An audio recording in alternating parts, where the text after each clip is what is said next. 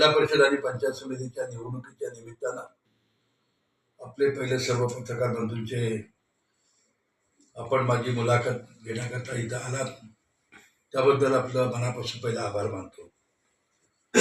महाराष्ट्राचे दिवंगत उपमुख्यमंत्री सन्माननीय अजितदादा पवार यांना अतिशय वाईट वाटतंय.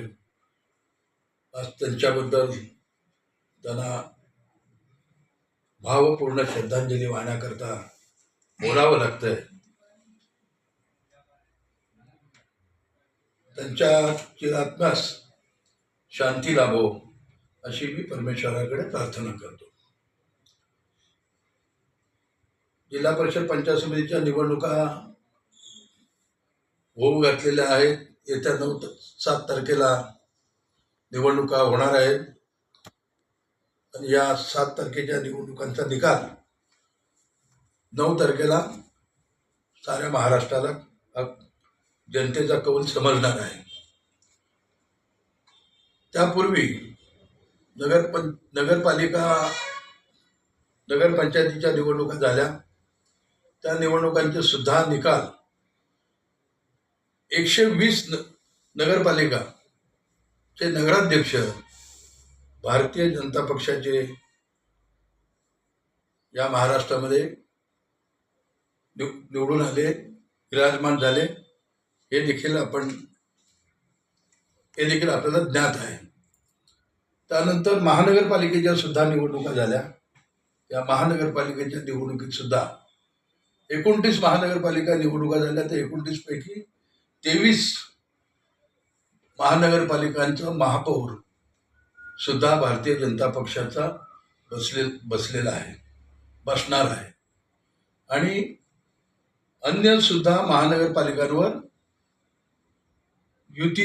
महायुतीचाच नगराध्यक्ष बसेल हे देखील आपल्याला सर्वांना माहीत आहे. आता जिल्हा परिषद पंचायत समितीत सुद्धा निवडणुका होतील. या निवडणुकीमध्ये सुद्धा महायुतीच्या वतीनं या मतदारसंघामध्ये लढण्याचा आमचा मानस होता. परंतु विद्यमान आमदार आणि मंत्री नामदार यांनी ह्या दापोली विधानसभा मतदारसंघामध्ये फक्त दापोली, मंडणगड आणि खेड या तिन्ही तालुक्यामध्ये एक जिल्हा परिषदचा उमेदवार तुम्हाला आम्ही फक्त देऊ. अन्य ठिकाणी कार्यकर्त्यांचा कुठेही मान्यता नसल्या कारणानं तो सुद्धा उमेदवार जो देऊ, तो मतदारसंघ तुम्हाला देऊ, तो या मतदारसंघाचा उमेदवार सुद्धा आम्हीच ठरवू अशा प्रकारची त्यांनी भूमिका मांडली. आणि म्हणून नाईलाजास्तव आम्ही या निवडणुकीमध्ये वेगळी चूल मांडण्याची आम्हाला गरज भासली. भारतीय जनता पक्ष, राष्ट्रवादी या दोघे मिळून आम्ही या मतदारसंघामध्ये युती करण्याचं ठरवलंय.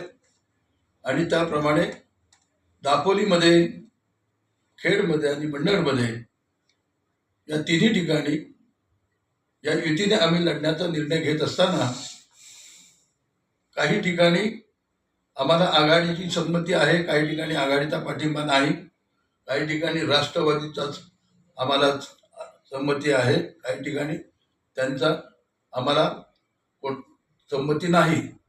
तरी सुद्धा आम्ही मात्र महायुतीनंच सर्वांना मदत करण्याचा निर्णय आम्ही घेतलेला असून या तालुक्यामध्ये, मंडणगड तालुक्यामध्ये 2 पंचायत समिती भारतीय जनता पक्षाला आणि एक इस्लामपूर आणि दुसरा आमचं तुळशी या 2 पंचायत समितीमध्ये भारतीय जनता पक्षाचे उमेदवार निवडणूक लढवत आहेत. तुळशीमधून रत्ना राजू मोहिते या आमच्या उमेदवार इथं माझ्या बाजूला बसलेल्या आहेत.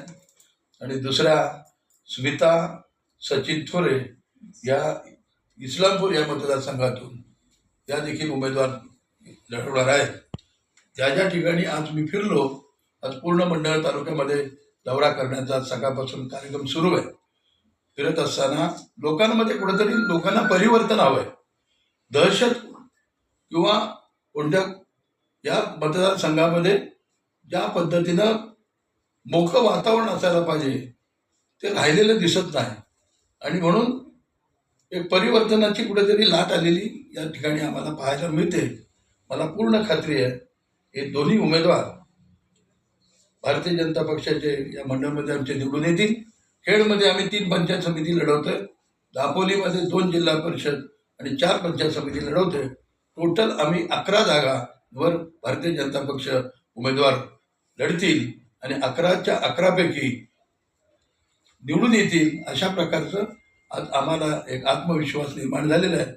देशामध्ये राज्यामध्ये भारतीय जनता पक्षाचं नेतृत्व तुम्ही पाहताय. देशामध्ये नरेंद्रजी मोदी साहेब यांच्या नेतृत्वाखाली देशाचा कारभार चाललाय. राज्यामध्ये सुद्धा देवेंद्रजी फडणवीस यांच्या नेतृत्वाखाली आज या झपाट्यानं आतापर्यंत न भूतो न भविष्यती अशा प्रकारे विकासाची झेप त्यांच्या नेतृत्वाखाली सुद्धा महाराष्ट्रामध्ये विकासाचं तुम्हाला झंझावात पाहायला मिळतोय.